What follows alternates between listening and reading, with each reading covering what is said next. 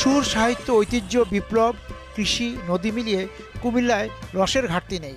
কিন্তু কুমিল্লার রস বলতে এক মিষ্টান্ন দোকানেরই খ্যাতি। তবে কোন রস খাঁটি তা নিয়ে সংশয় আছে ভোক্তাদের। সিলেট থেকে আসছি, মাতৃমঙ্গলের কথা অনেক শুনেছি। যখনই কুমিল্লা আসার সুযোগ পাই একবার ডু মেরে যায় এবং মাতৃমঙ্গল থেকে মাতৃভান্ডার থেকে এসে নিয়ে যাই। এই যে মাতৃভান্ডার তো মানে আসার পথে নিশ্চয়ই অনেক মাতৃভান্ডার দেখেন। তো আসলে আমরা প্রথমে আমি বিভ্রান্ত হয়ে গিয়েছিলাম যে আসল কোনটা। তারপরে আমাকে একজন অটো রিক্সাওয়ালা বললো যে আসল মাতৃভান্ডার ওই যে এই ঠিকানাটা বললো, তখন আমি এটাতে চলে আসি। তবে কোনো কোনো ভোক্তা চোখ বুজে এক স্বাদের রসই ডুবতে চান।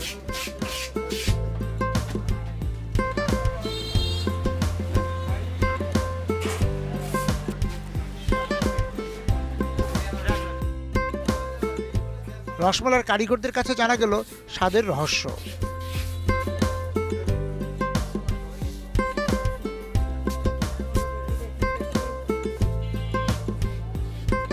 মাতৃভান্ডারের প্রথম দোকানটা কি ব্রাহ্মণবাড়িয়া ছিল না এটা কুমিল্লা থেকে? না, কুমিল্লা থেকে, এটা পাকিস্তান আমল থেকে এটা শুরু। পাকিস্তান আমল থেকে এই পর্যন্ত কি মান একই রকম ধরে রাখতে পারছেন? মাল একই রকমের, আমরা ফ্রেশ কারিগরে একজন ফ্রেশ মিল্ক দিয়ে মাল বানা হয়। আমরা কোনো 2 নম্বর কোনো সিস্টেমে নাই। সারা কুমিল্লা ওই যে ওদিক দিয়ে ঢুকতে যে এত মাতৃভান্ডার, এগুলো তো 2 নম্বর সব। তাই? যে একবার খায় আর দ্বিতীয়বার ওগুলো আর ওইখানে যায় না। কিন্তু আবার বলা যে মানে আদি আসল মানে আপনাদের এখান থেকে নেয় নাকি? কেউ আমরা থেকে পাইকারি, আমরা কোনো নাই, আমরা খুচরা বিক্রি সব।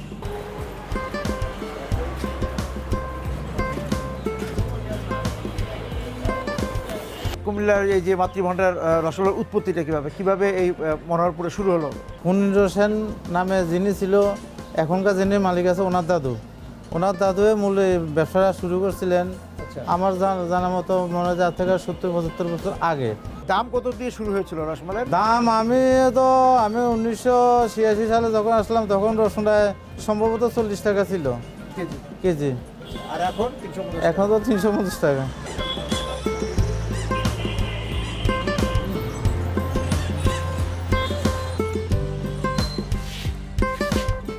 দাদা, দুই রসমালাইয়ের মধ্যে তফাৎটা কি, মানে প্রক্রিয়া তৈরি প্রক্রিয়াটা কি? তফাৎটা হইলে তো আমরা মনে করেন রসমালাই একদম গাঢ় এবং সুস্বাদু, কম মিষ্টি। বিকাশে কম খরচে ক্যাশ আউটের লিমিট বেড়ে 50,000, প্রিয় এজেন্টও 2টা।